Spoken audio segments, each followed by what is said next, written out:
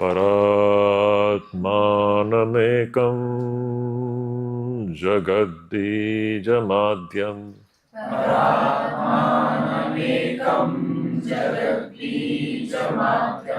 निरीहं निराकारमोङ्कारवेद्यं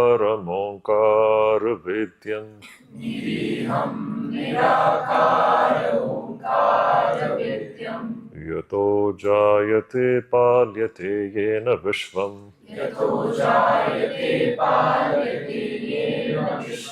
तमीशं भजे लीयते यत्र विश्वम्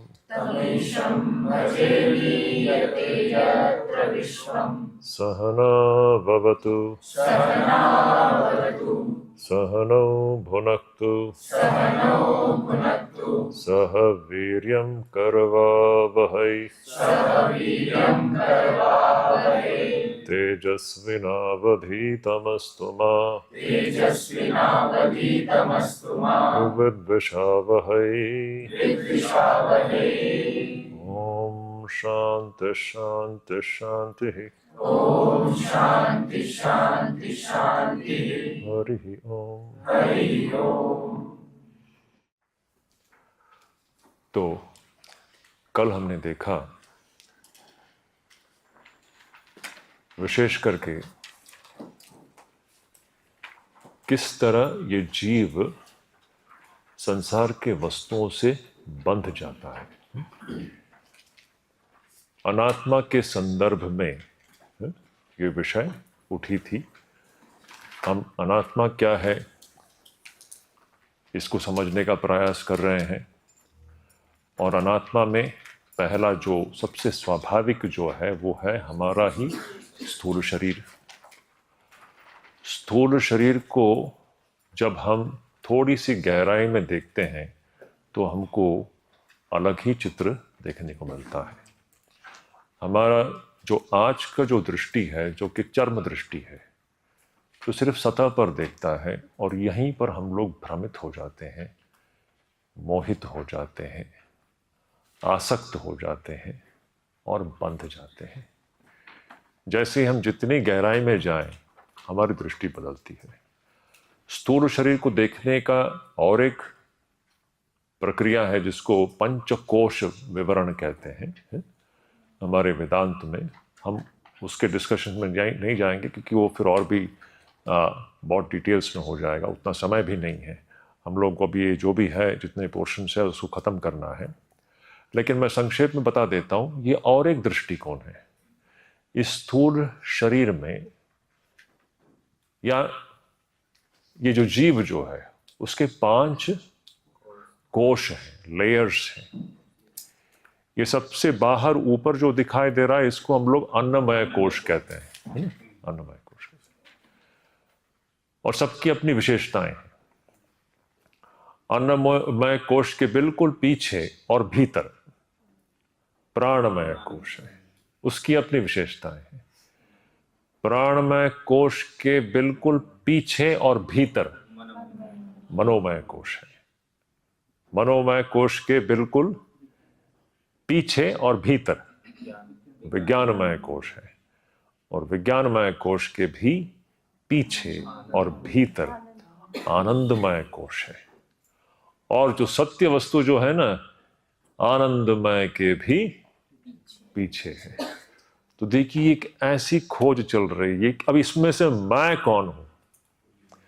आप क्या अन्नमय हो? क्या आप अन्नमय नहीं हो? ये अन्नमय तो चला जा रहा है, तो सिर्फ एक बुलबुला मात्र है। हम लोग अन्नमय के क्या कहें, वो जो 2mm व्यू में ही फंसे हुए हैं, बाकी कुछ हमको पता ही नहीं है। सोच सकते हैं कैसा है? हम सिर्फ बाहरी सतह पर जो हमको दिख रहा है वहीं पर हमारी दृष्टि अटकी हुई है, फंसी हुई है, इसलिए हम सब भ्रमित हैं। अब देखिए ये जो जेंडर है ये तो सिर्फ अन्नमय कोश पे है, जिसको हम लोग लिंग भेद कहते हैं। कोई स्त्री है तो पुरुष है, ये तो सिर्फ अन्नमय कोश में है। जैसे ही प्राण में पहुंचते हैं, क्या प्राण क्या स्त्री है, स्त्रीलिंगी है या पुल्लिंगी है? बताओ, प्राण का कोई लिंग है? जितना आप भीतर जाओगे तो देखोगे ये जो जेंडर डिफरेंशिएशन जो है, जो हम लोग लैंगिक भेद कर रहे हैं, उसका कोई मतलब ही नहीं रहता। अब प्राणमय कोश में जाओगे तो लिंग कहाँ है, मनोमय में जाओ, विज्ञानमय में पहुंच जाओ, आनंदमय में पहुंच, तो ये कहाँ है ये भेद? ये सिर्फ सतह पर है। और सारा विश्व प्रपंच जो है यहीं पर अटकी हुई है, फंसी हुई है। सारा संसार इसी में से चलता है। सच्चाई तो कुछ और ही है। इसीलिए वेदांत हमें यह कहते हैं कि हमारे भीतर क्या छुपी हुई है हमें पता ही नहीं है।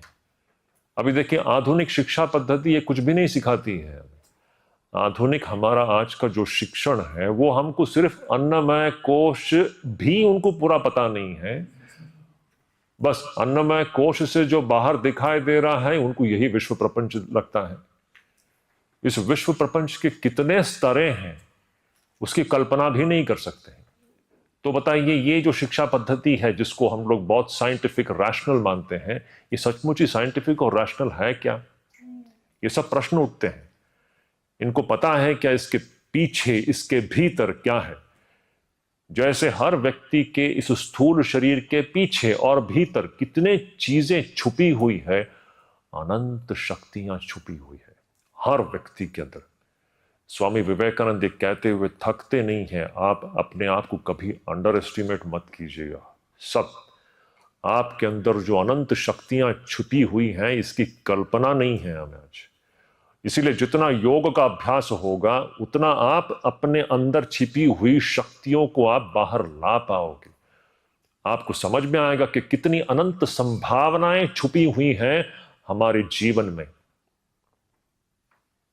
मैं दोबारा कहता हूं, हमें इसकी कल्पना तनिक भनक भी नहीं है कि हमारे अंदर कितनी अनंत संभावनाएं छिपी हुई हैं। आज हमें पता ही नहीं है उसके बारे में। अनंत संभावनाओं की बात कर रहा हूं मैं, सीमाहीन संभावनाएं। और जब तक हमारी सारी शक्ति, हमारा ध्यान सिर्फ इस स्थूल, इस 2 mm का जो स्तर है वहीं पर अटका हुआ है, तब तक हम दुर्बल हैं, तब तक हम दीनहीन बन के रह जाते हैं। सारी गुलामी यहीं से शुरू होती है। अब जितना भीतर जाओगे ये सारी गुलामी, पराधीनता जो है खत्म हो जाती है। ये योग का वरदान है। भोग हमें क्या देती है? गुलाम बना देती है, बिल्कुल पराधीन बना देती है। समझ रहे हो? ये बिल्कुल अलग ही चीज है। योग आपको स्वाधीन बनाती है, स्वावलंबी बनाती है, आत्मनिर्भर बनाती है, आपको सारे गुलामी और कमजोरियों से आपको मुक्त कराती है। यही मोक्ष है। समझ रहे? जितना हम सतह पर अटके हैं, इस स्थूल शरीर पर ही अटके हुए हैं, तब तक हमारी मुक्ति संभव नहीं है। हम भ्रम में हैं। हम इसी को सब समझ करके चल रहे हैं, इस स्थूल शरीर को, जिस प्रकार मगरमच्छ को हम लकड़ा समझ रहे हैं। इस स्थूल शरीर में ही अटक करके आप जीवन में आप आशा कर रहे हो कि आप सुखी होंगे।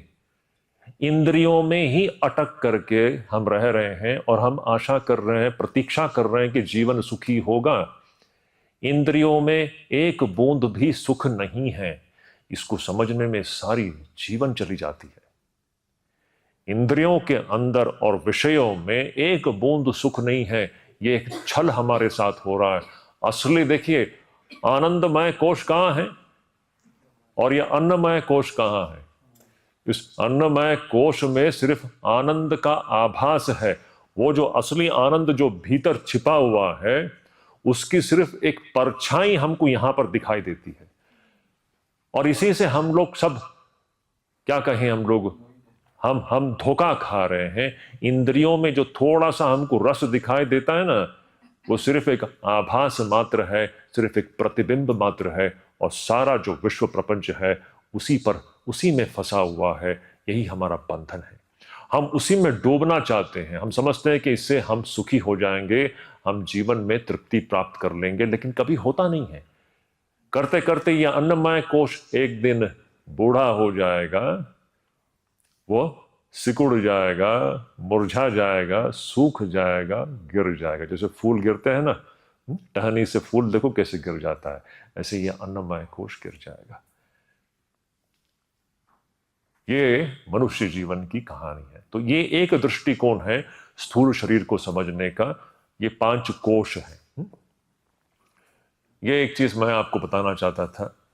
और एक चीज आगे बढ़ने से पहले, कल का हमारा विषय क्या था? हमने देखा ये स्थूल शरीर किन किन चीजों से बनी हुई है। ये स्थूल शरीर जो अन्नमय कोश जो है, यह मोह का स्थान है, ये मोह का आस्पद है। देखिए सभी लोग इसी में मोहित है ना। इसके पीछे, इसके भीतर क्या है किसी को पता नहीं है, हमको बताया नहीं गया। आज वेदांत हमें बताती है, शास्त्र और गुरु हमें बताती हैं कि बच्चों जान लो, आप सिर्फ इस सतह पर अटके मत रहो। आपके अंदर जो अनंत शक्तियां हैं छिपी हुई है, आप जितना भीतर प्रवेश करोगे, योग उसी के लिए है। योग का मतलब क्या है? भीतर प्रवेश करना, अपने अंदर छिपी हुई उस दिव्यता को बाहर प्रकट करने का साधन है योग। है योग क्या है? योग के माध्यम से आपके भीतर छिपी हुई उस दिव्यता को आप प्रकट करने का जो साधन है, जो जरिया है वह योग है। वो योग से ही होता है। तो हमने कल देखा कि हम जब इस स्थूल शरीर के भीतर, तो स्थूल शरीर का जब हम अन्वेषण करते हैं तो हमको समझ में आता है ये स्थूल अन्नमय कोश जो है, ये स्थूल शरीर जो है, यही मोह का आस्पद है। इसी के प्रति हमारी बुद्धि होती है। क्या बुद्धि होती है? मैं और मेरा, ये मैं हूं, और फिर सब कुछ वहां से शुरू हो गया। फिर ये मेरी पत्नी हो गई, मेरा पति हो गया, मेरे बच्चे हो गए, और सब स्थूल शरीर को लेकर के हैं।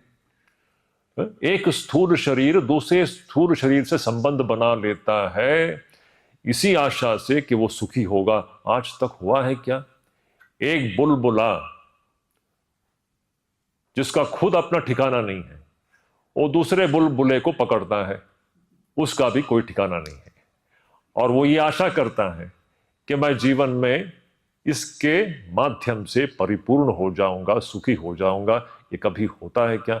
दोनों बुलबुले उतने ही असुरक्षित हैं, उतने ही भयग्रस्त है, और कभी भी उसमें से तृप्ति नहीं होती, कभी नहीं हो सकता। तो फिर ये जो स्थूल शरीर है, यह मैं और मेरा रूपी जो मोह है उसका आस्पद है, उसका स्थान है। मोह वह है जो व्यक्ति को अंधा बना देती है। जब हम मोहग्रस्त हो जाते हैं किसी वस्तु के प्रति या किसी व्यक्ति के प्रति, हम व्यक्तियों के प्रति मोहग्रस्त हो जाते हैं, वस्तुओं के प्रति हम मोहग्रस्त हो जाते हैं। जब मोह हो जाता है तो हम अंधे हो जाते हैं, हमको फिर उसके बाहर कुछ दिखाई नहीं देता। पुरुष स्त्री से मोहित हो जाती है, स्त्री पुरुष से मोहित हो जाती है, माता पिता बच्चों से मोहित हो जाते हैं। ये जो मोह है ना, व्यक्ति को अंधा कर देता है। वो भीतरी चीज वो देख नहीं पाता, सत्य को देख नहीं पाता, और यही हमारे जीवन का परम दुख का कारण है। और इस प्रकार जब मोह हो जाता है तो हम आसक्त भी हो जाते हैं। राग, ये राग रूपी जो अदृश्य एक रस्सी है, जो दिखता नहीं है लेकिन स्थूल रस्सियों से भी अधिक मजबूत है। स्थूल रस्सी आप काट पाओगे, इस आसक्ति रूपी रस्सी को काटना बड़ा कठिन है। अदृश्य है, दिख नहीं रहा है, लेकिन वही हमको बांध करके रख देती है विभिन्न विषयों से।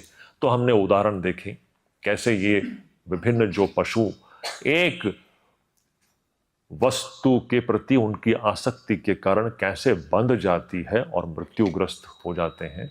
तो फिर मनुष्यों की तो बात ही क्या है, जो पांचों इंद्रियों के विषयों के साथ वह आसक्त है, उसकी तो परिस्थिति बहुत ही दीन है। ये परिस्थिति है। और ये राग कैसा है? विषयों के प्रति आसक्ति, ये विषय इतने विषाक्त है कि ये हमें दूर से ही मार देती है।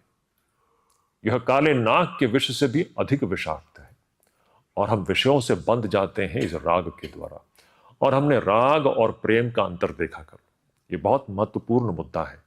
प्रेम क्या है, राग क्या है। राग के मूल में स्वार्थ है और प्रेम सब समय निस्वार्थ ही होता है। इसको आप लिख के रख लीजिए, ये दो अलग ही चीज है। और प्रेम सीमाहीन है। प्रेम किसी एक या दो या तीन व्यक्तियों तक ही सीमित नहीं रहती। प्रेम का शरीर के साथ कोई संबंध है ही नहीं। प्रेम का लिंग के साथ कोई संबंध है ही नहीं। शारीरिक आकर्षण, पारस्परिक जो शारीरिक आकर्षण जो है, जिसको समाज प्रेम समझती है, ये तो प्रेम है ही नहीं। ये सिर्फ एक अंधा मोह है, ये सिर्फ आसक्ति है और उसके मूल में स्वार्थ है। ये सब अपने अपने कार्य को सिद्ध करने के लिए दूसरे बुलबुले को पकड़ रहे हैं, है कि नहीं। ये सारा जो जितना भी संबंध है, जो स्त्री पुरुष संबंध आप देख लो, इसको पढ़ना पड़ेगा, इसको ऑब्जर्व करना पड़ेगा। ये दोनों एक साथ आते क्यों हैं?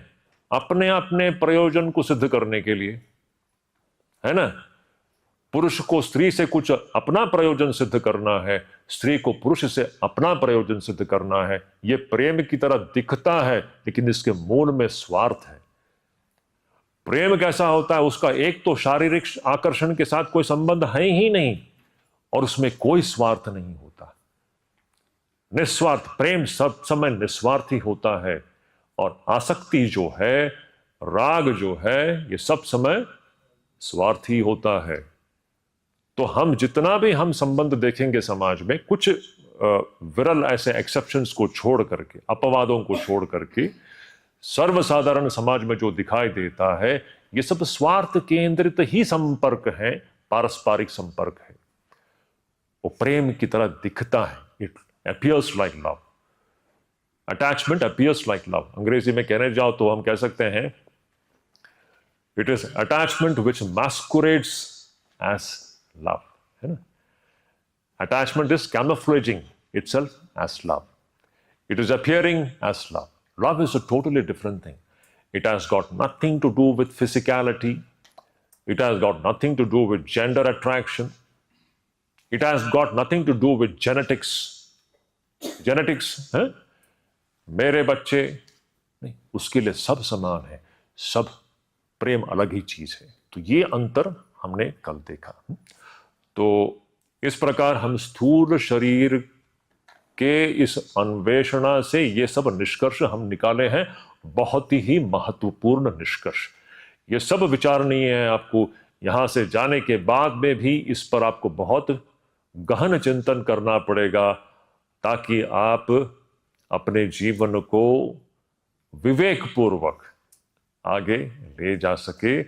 आप एक चीज को दूसरा ना समझ बैठे, मगरमच्छ को आप लकड़ा ना समझ बैठे। इसकी आपको ये शास्त्र की ओर से आपको ये चेतावनी है, सावधान रहे। क्या क्या है इस चीज को समझे और जीवन में आगे बढ़े। अब देखिए, हम लोग आगे बढ़ते हैं। तो इस प्रकार हमने देखा, तो ये स्थूल शरीर आप नहीं हो। वेदांत को यह कहना है कि आप ये स्थूल शरीर हो ही नहीं सकते हो। स्थूल शरीर की उत्पत्ति होती है, इसका विनाश होता है। आप अविनाशी हो, आपका नाश नहीं है। स्थूल शरीर नष्ट होता है, लेकिन आपका नाश नहीं है। यह अब खोज है। We have to find out what do you mean by there is no death for you. Bhagavad Gita का वो श्लोक कितना सुंदर है। न जायते म्रियते वा कदाचित, नायम भूत्वा भविता वा न भूय, अजो नित्यम शाश्वतोयम पुराणो न हन्यते हन्यमाने शरीरे। आपका कभी जन्म भी नहीं हुआ, आपका मरण भी नहीं है। और क्या अभी इससे आगे और कुछ सोच? This is the ultimate statement. अब देखिए, हम अपने विषय में क्या क्या समझ करके बैठे हैं। हमारा तो एक जन्मदिन है, जिसको हम लोग बहुत जोर शोर से बनाते हैं। जरूर मनाइएगा। मनाने में कोई हर्ज नहीं है, लेकिन जान लीजिए सच्चाई क्या है ना। हम तो साल भर इस जन्मदिन के अपेक्षा में बैठे रहते हैं, कब आए तो घर में कुछ पायस बनेगा, केक कटेगा, दोस्त आएंगे, हैं। इस जन्मदिन के चक्कर में हम लोग बैठे रहते हैं, लेकिन सच्चाई है आपका कभी जन्म हुआ ही नहीं है। ये जन्म मरण तो इस स्थूल शरीर को लेकर के है ना। इस स्थूल शरीर को लेकर के हम जन्म मृत्यु की बात करते हैं। थोड़ा सा भीतर जाओ, कहाँ जन्म है, कहाँ किसका जन्म हो रहा है, किसकी मृत्यु हो रही है, अलग ही दृष्टि है। देखिए इससे क्या होता है, एक अद्भुत साहस आ जाती है जीवन में, सारा भय कट जाता है आपके मन का। जिसका जितना आप भीतर जाओगे अपने अपने विषय में, आप एक भीतरी गहरी जब आपकी सोच होगी, जब आपकी धारणा होगी, उस गहरी धारणा में से उत्पन्न होने वाला क्या है पता है, निर्भयता। सारी जो गुलामी और कमजोरी जो है वो दूर हो जाती है। जितना आप सतह पर अटके हो उतना आप कमजोर और गुलाम अपने आप को पाओगे, ये बात है। तो न जायते न म्रियते वा कदाचित, ना तो जन्म है ना तो मरण। अजो नित्यम शाश्वतो यम पुराणो, हो आप अजन्मे हो, आपका कभी जन्म हुआ ही नहीं, आप नित्य हो, शाश्वत हो। ये भगवान कृष्ण की वाणी है, उपनिषदों की वाणी है। तो इस प्रकार हमने स्थूल शरीर को देखा, और अब इस स्थूल शरीर के पीछे और भीतर दूसरा एक शरीर है जिसको हम लोग सूक्ष्म शरीर कहते हैं। अंग्रेजी में हम कह सकते हो कि बाहर का जो शरीर है वो ग्रॉस बॉडी है, और ये जो भीतर और ग्रॉस बॉडी के पीछे जो है उसको हम लोग सटल बॉडी कह सकते हैं, सूक्ष्म शरीर। अब देखिए ये स्थूल शरीर तो हम सबके लिए स्वाभाविक है, सबको, हम लोग तो स्थूल शरीर में ही अटके हैं, हम लोग तो यही समझते हैं कि हम स्त्री हैं, पुरुष हैं। अब इसके पीछे जो सूक्ष्म शरीर है यह भी हम अनुभव कर रहे हैं, लेकिन उसके विषय में हम और भी कम जानते हैं। अनुभव तो कर रहे हैं लेकिन जान नहीं रहे, कुछ हमको कुछ पता नहीं है ये मन कैसे काम कर रहा है कि नहीं। अब देखिए समस्या, सारी समस्या तो सूक्ष्म शरीर में है। सच्चाई में देखो तो सारी समस्याओं का जो क्या कहें उसको, जो स्थान जो है, जो उसका स्थान जो है वो तो सूक्ष्म शरीर में। आपकी सारी चिंताएं कहाँ चलती हैं, हाथ में चलती हैं क्या पैर में चलती हैं, मन में चलती है ना। आपको कष्ट जो होता है, चिंताएं जो होती है, ये सब कहाँ हो रही है, आपको ठेस कहाँ लगती है, ये सब तो मन we are going more deeper into it. And about this subtle body we hardly have any idea, though we are experiencing it, we hardly have any idea how it is actually functioning.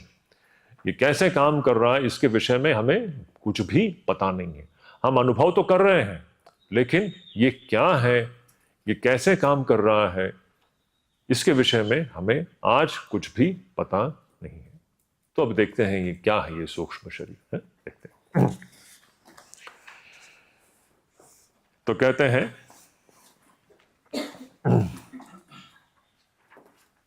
निगद्यते अंतःकरणं मनोधि अहंकृतिश्चित्तमिति स्ववृत्तिभिः मनस्तु संकल्प विकल्पनादिभिः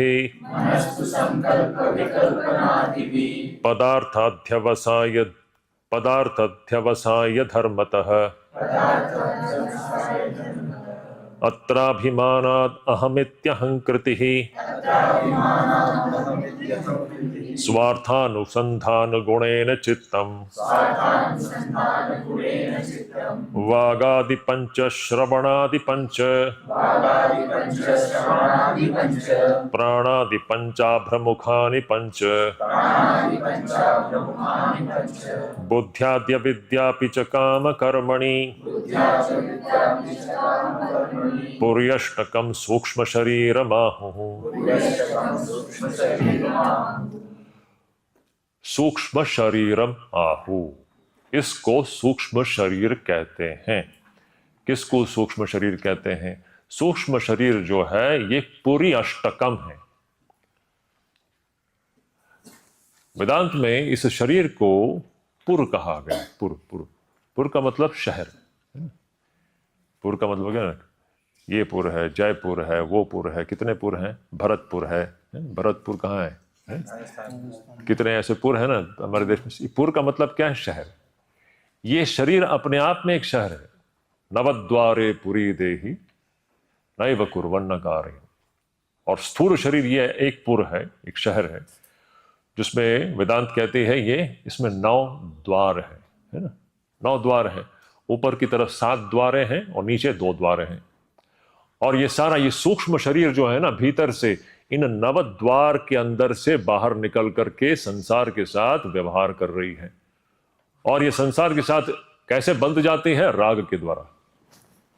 it's a very profound observation. स्थूल शरीर है जिसमें 9 द्वार हैं, ऊपर 7 द्वार हैं, नीचे 2 हैं। और सूक्ष्म शरीर हम और हमारी सारी शक्तियां जो है इस स्थूल शरीर के 9 द्वारों के द्वारा बाहर जाती रहती है। आज हमारी सारी शक्ति जो है ना सिर्फ बाहर दौड़ रही है और बाहर ही फंसा हुआ है। योग क्या है? इस शक्ति को बाहर जाने से रोक रही है और शक्ति का संग्रह हो रहा है। योग जब आप करते हो ना, आप जब ध्यान करते हो तो क्या हो रहा है? अनंत शक्ति का संग्रह हो रहा है। जब आप अपने आप को इंद्रियों के स्तर पर संयमित कर रहे हो, उसके द्वारा ये बाहर बिखरने वाली शक्ति का संग्रह हो रहा है। और ये शक्ति का संग्रह जितना होता है उतना व्यक्ति बलशाली होता है, सशक्त होता है, बलवान होता है। जितना शक्ति का रास होता है उतना हम कमजोर पड़ते हैं। इसलिए देखिए ब्रह्मचर्य का इतना बड़ा स्थान है हमारी संस्कृति में, और हमारे आदर्श है उसमें महावीर हनुमान। पूरा शक्ति का संग्रह, अनंत बलशाली। ये कैसे होता है? हमारे शक्तियों को जब हम बाहर ऐसे ही हम उसका रास नहीं करते, we don't scatter the energies outside, we are using the energy very intelligently. शक्ति को बहुत ही बुद्धिपूर्वक, विवेक पूर्वक उसका संचालन कर रहे हैं। जितना प्रयोजन है व्यवहार के लिए उतना, बाकी योग के द्वारा उसको आप संग्रहित कर रहे हो और भीतर जा रहे हो। ये प्रक्रिया है। तो देखिए, तो शरीर को एक पुर कहा गया है। अब सूक्ष्म शरीर भी जो है ना वह एक पुर के समान है। और ये सूक्ष्म शरीर 8 चीजों से बनी हुई है। पुरी अष्टकम सूक्ष्म शरीर माहु। सूक्ष्म शरीर जो है ये 8 चीजों से बनी हुई है। तो कौन से है ये 8 चीज? उसमें पहला जो है उसको हम लोग अंतःकरणम कहते हैं। निगद्यते अंतःकरणम। पहला हमें गिनाया जा रहा है इन 8 चीजों में। जो पहला चीज जो है, जो हमें गिनाया जा रहा है या बताया जा रहा है, वह है अंतःकरणम। अब देखिए, करण का मतलब क्या है? इंस्ट्रूमेंट। अगर हम अंग्रेजी में कहने जाओ, इंस्ट्रूमेंट या औजार कह सकते हैं, है ना। और क्या शब्द है इंस्ट्रूमेंट के लिए हिंदी में? औजार है या कोई हथियार है। किसान का औजार क्या है? दराती। दराती है ना, है? फावड़ा है, दराती है, टूल्स, यंत्र है, एग्जैक्टली है। तो ये इंस्ट्रूमेंट है। हम इंस्ट्रूमेंट से काम करते हैं ना। डॉक्टर्स के अपने इंस्ट्रूमेंट्स हैं, है ना। इंजीनियर्स के अपने इंस्ट्रूमेंट हैं। तो ये जिस औजार से आप काम करते हो, तो 2 प्रकार के औजार है, 2 प्रकार के इंस्ट्रूमेंट्स हैं। एक बाह्य और एक अंतःकरण है ना। अंतःकरणम और एक बाह्यकरणम। बाह्यकरणम एक प्रकार का है, ये अंतःकरणम है। ये भीतरी ये चीज है जिसके जरिए ये स्थूल शरीर काम कर रहा है। अब ये बहुत ही सुंदर बात है। देखिए, हमको लगता है कि स्थूल शरीर काम कर रहा है। ये स्थूल शरीर जो हमको दिखाई दे रहा है ना, ये कुछ भी नहीं कर सकता इस सूक्ष्म शरीर के बगैर। सूक्ष्म शरीर के संयोजन के बगैर ये स्थूल शरीर कुछ भी नहीं, एक उंगली नहीं उठा सकते हैं हम लोग। सारी शक्ति कहां से आ रही है? सूक्ष्म शरीर से आ रही है। सब कुछ है ना, जो क्या क्या कहें, उसका जो पूरा जो डायनामो जो है वो सूक्ष्म शरीर में है। ये स्थूल शरीर सिर्फ एक बाहर का एक मशीन है जिसको संचालित कर रही है सूक्ष्म शरीर। और उस सूक्ष्म शरीर का प्रथम घटक जो है उसको हम लोग अंतःकरणम कहते हैं। अब ये अंतःकरण क्या है? देखिए, अंतःकरण एक है, अंतःकरण एक कर्ण है, उसके 4 विभिन्न कार्य हैं। मशीन एक है लेकिन वो 4 फंक्शंस करती है, 4 प्रकार के कार्य करती है, और उसके फंक्शंस के अनुसार, उसके कार्यानुसार उसको 4 विभिन्न नाम दिए गए हैं। मशीन एक है लेकिन 4 विभिन्न उसके फंक्शंस है, और 4 विभिन्न फंक्शंस के अनुसार, उसके कार्य के अनुसार उसको 4 विभिन्न नाम दिए गए हैं। ये 4 विभिन्न नाम क्या है?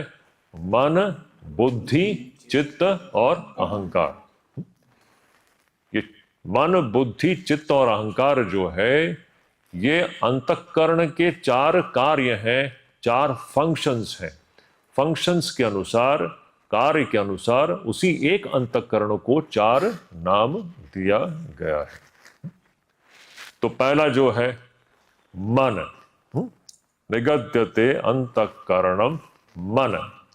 अंतःकरण का एक कार्य, एक फंक्शन है मन, जिसको हम लोग मन कहते हैं। तो क्या है मन का फंक्शन? क्या है? मनस्तु संकल्प विकल्पनादिभिः। मन जो है अंतःकरण का जो संकल्प विकल्पात्मक जो कार्य है उसको हम मन कहते हैं। तो ये संकल्प विकल्प क्या है, इसको हम लोग एक उदाहरण देकर के हम समझने का प्रयास करेंगे। अब देखिए, वहां दूर जंगल में उस पेड़ में कुछ तो है, काफी दूर है, यहां से मुझे स्पष्ट रूप से दिखाई नहीं देता। तो मेरा अंतःकरण जो है यह निश्चय नहीं कर पा रहा, जो मैं देख रहा हूं ये क्या है, ये कोई बंदर है या कोई पक्षी बैठा हुआ है, समझ में नहीं आ रहा। कुछ तो हलचल हो रहा है वहां उस पेड़ के ऊपर। ये जो अनिश्चित जो अंतःकरण की दशा जो है, जिसमें वो अभी तक निश्चय तक नहीं पहुंचा, वो सोच रहा है कि ये बंदर है या ये कुछ और है। ये अंतःकरण की इस दशा को हम लोग मन कहते हैं। ये संकल्प और विकल्प चल रहा है उसके मन में अभी भी, वो अभी भी बस सोच रहा है उसको। It's an indeterminate state of the अंतःकरणम। अंग्रेजी में अगर हम समझने का प्रयास करें तो it's an indeterminate, you have not come to a determination about what you are seeing. आपके मन में अभी भी यह चल रहा है कि ये मैं जो देख रहा हूं ये क्या है, ये कोई बंदर है या कोई पक्षी है या कुछ और है।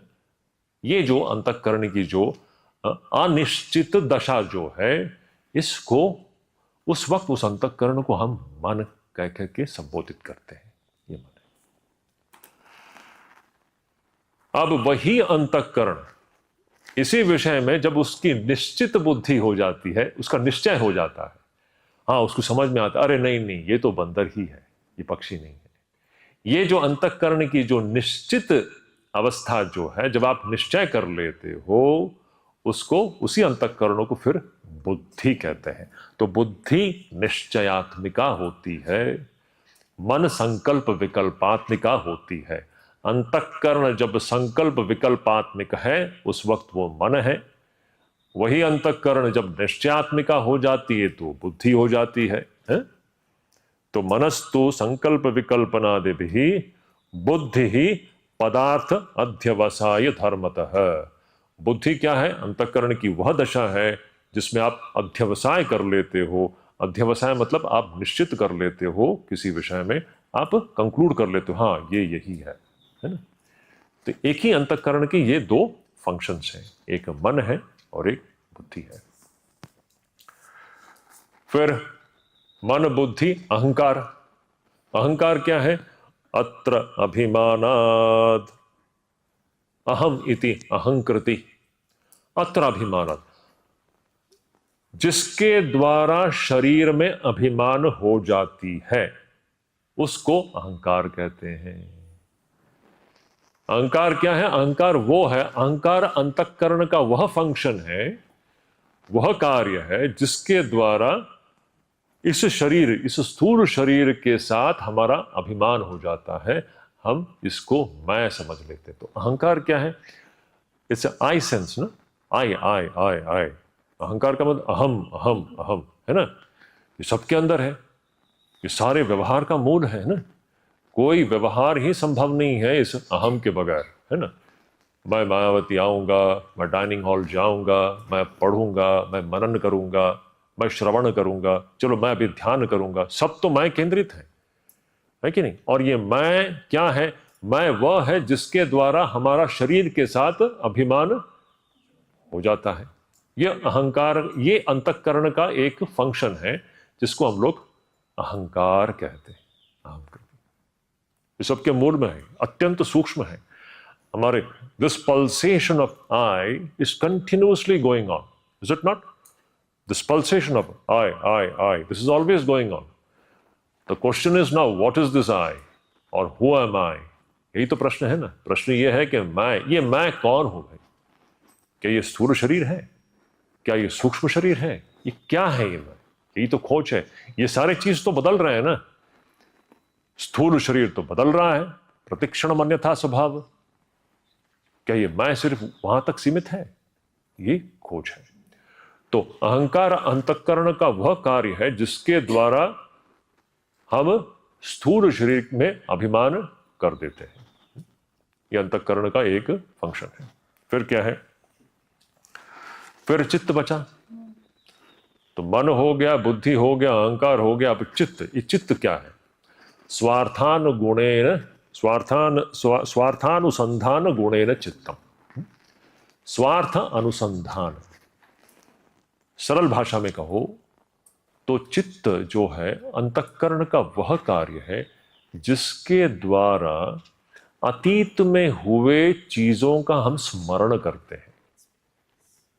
अंतःकरण जब अतीत में हुए कुछ चीजों का जब हम स्मरण करते हैं, वह फंक्शन जो है, वह कार्य जो है, उसको हम लोग चित्त कहते हैं। चित्त। अभी आप स्मरण करते हैं, हाँ कल हमने क्या पढ़ा था, है ना। देखो क्या सुंदर, हम लोग स्मरण शक्ति बड़ी अद्भुत शक्ति है। अच्छा, ये सब सूक्ष्म शरीर में हो रहा है। सोच के देखिए, ये स्मरण शक्ति तो आप पैर से नहीं होता, हाथों से नहीं होता।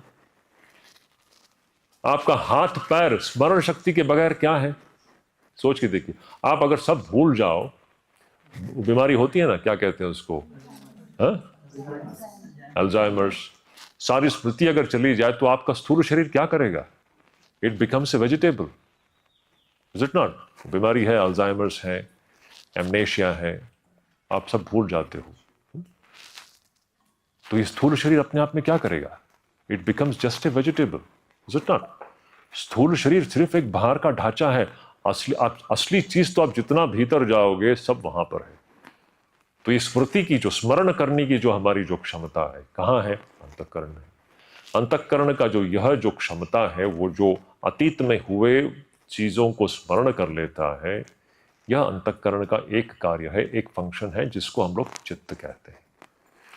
तो अंतःकरण एक है, उसके चार कार्य हैं, कार्यानुसार उसके चार नाम हैं। एक कार्य है मन, संकल्प विकल्प। जब अंतःकरण संकल्प विकल्पात्मिक होता है, जब किसी विषय के बारे में वो निश्चय नहीं कर पाता, वो अंतःकरण की जो दशा है वह मन है। और वही अंतःकरण जब निश्चय कर लेता है किसी विषय के बारे में, तो निश्चयात्मिक जो अंतःकरण की जो दशा है वह बुद्धि है। और अंतःकरण का तीसरा कार्य है अहंकृति, जिसके द्वारा वो शरीर में अभिमान कर लेता है। और अंतःकरण का चतुर्थ कार्य है जिसके द्वारा अतीत में हुए चीजों को वो स्मरण कर लेता है, जिसको हम लोग चित्त कहते हैं। तो देखिए, अब ये अंतःकरण सूक्ष्म शरीर का एक घटक है।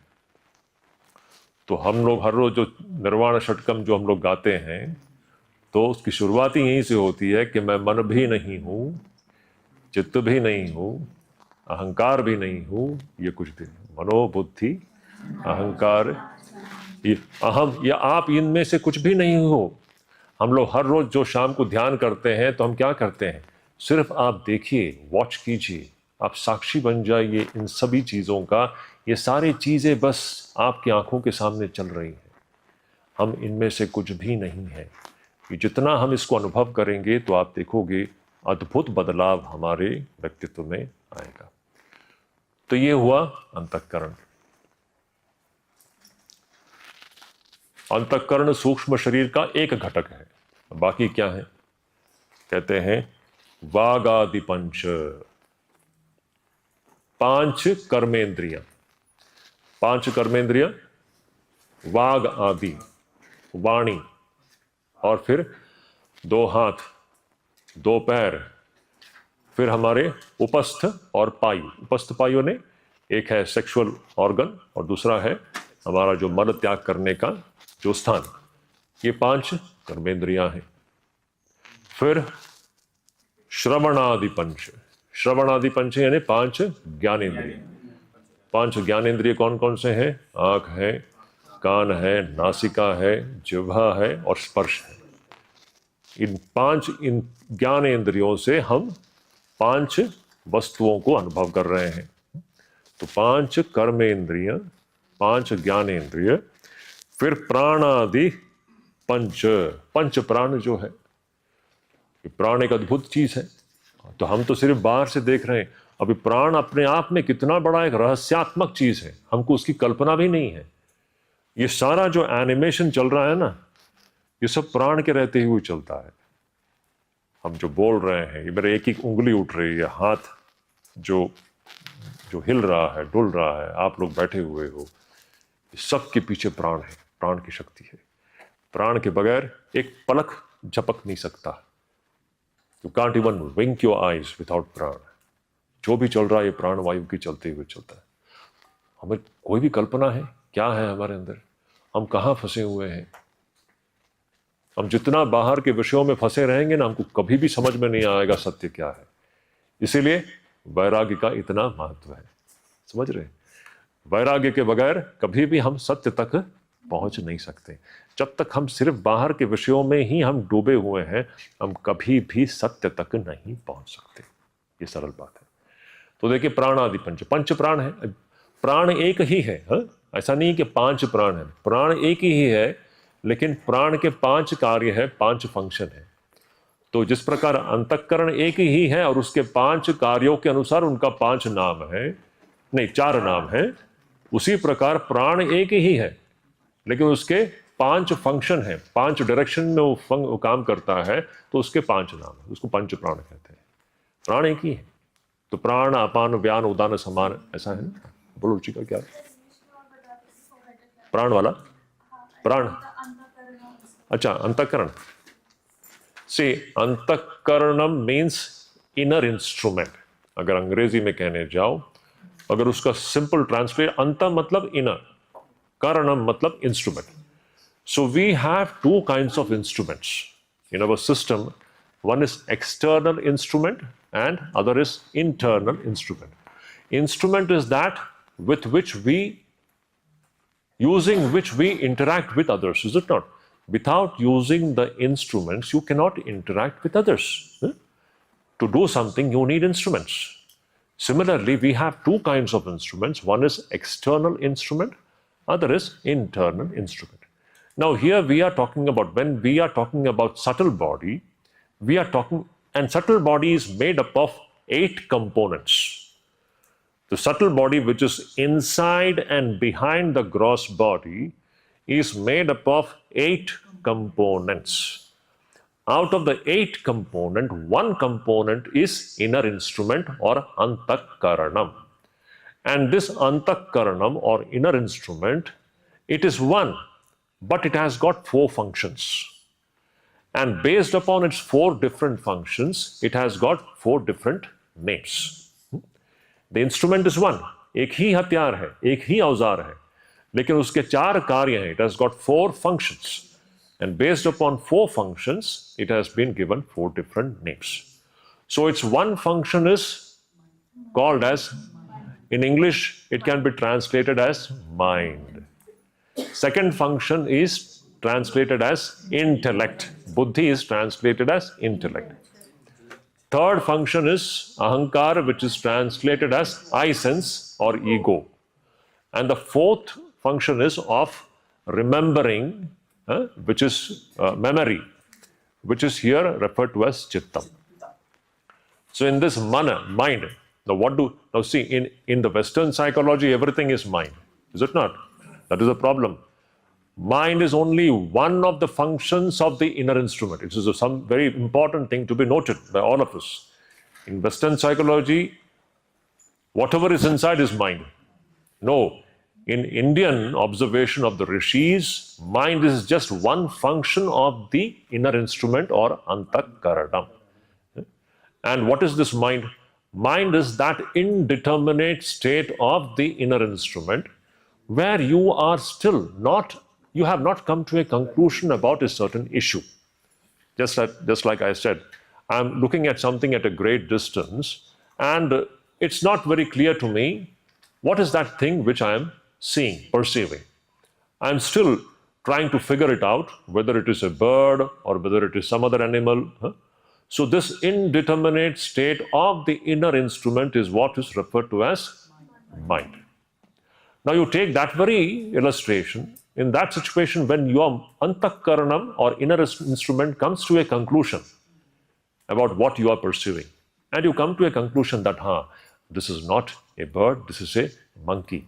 I'm seeing there's a monkey sitting on the tree. You come to a conclusion.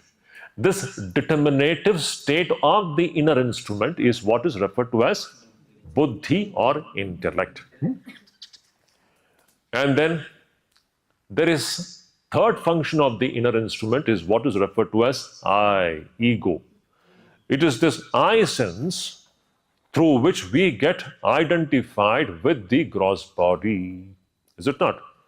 It is through this I sense, and this I is the third function of the inner instrument through which we become identified with the gross body, which is known as ego. Ego, is it not? And that very inner instrument, when it recollects something from the past. Recollection, the capability to recollect. It is in inner instrument's capability to recollect something from the past. That is what is referred to as chittam. You may say memory. Memory is a function of the inner instrument, which is here technically referred to as chittam. So these are the four functions of one instrument, which is an inner instrument, and based upon its four different functions, it has been given four different names. This is what is inner instrument. Then the next thing was Vagadi Pancha. Vagadi Pancha means the five organs of action, karmendriyas. Shravanadi Pancha, five organs of perception, jnanendriya. So five organs of action we have seen. We have two eyes. Action. Five actions means two hands, 2 feet, speech, and our organ of sexual organ, and our, what should I say, evacuation. These are the two lower organs. So these are the five organs of action. And then we have five organs of perception, jnanendriyas. 2 eyes, 2 ears, nostrils, taste, and touch. These are the five organs of perception. So pancha jnanendriya, pancha karmendriya, and pancha prana. We have 5 pranas.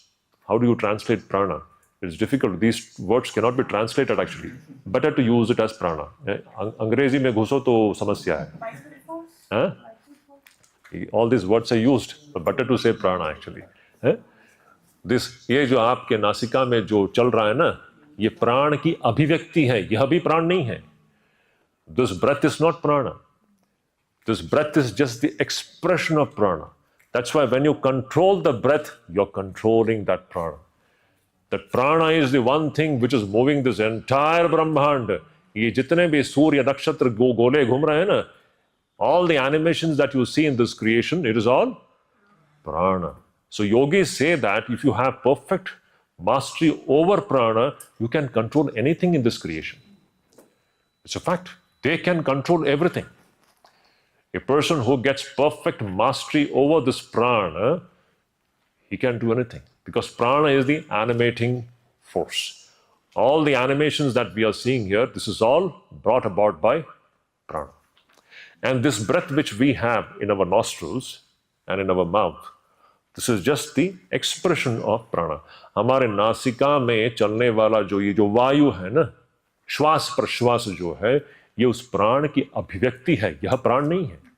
इसलिए इस श्वास प्रश्वास को नियमित करके आप प्राण पर नियमन कर पा सकते हो, इसीलिए वो प्राणायाम है.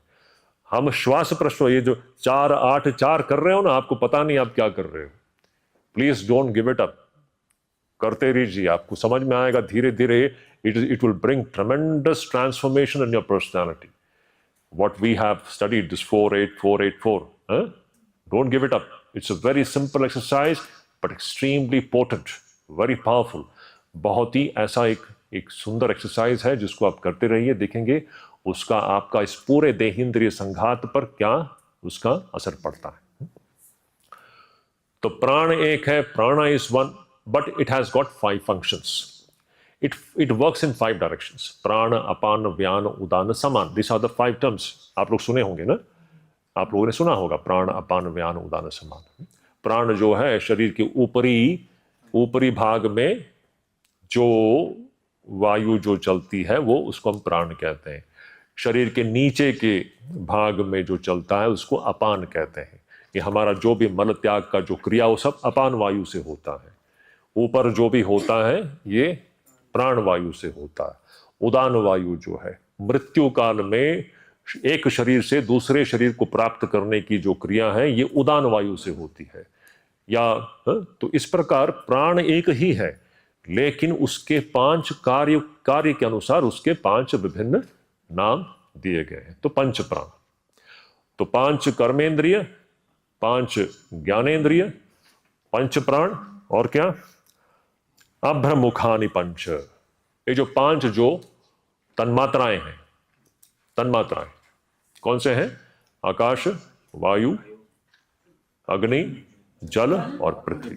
ये 5 तन्मात्राएं. और क्या? बुद्धि आदि. बुद्धि आदि का मतलब अंतःकरण. बुद्धि आदि मतलब अंतःकरण. मन, बुद्धि, चित्त, अहंकार, ये एक घटक हो गया. बुद्धि आदि का मतलब अंतःकरण. यहां पर जो है ना इस श्लोक में बुद्धि आदि का मतलब अंतःकरण. अंतःकरण में तो मन, बुद्धि, चित्त, अहंकार है, ये एक हो गया.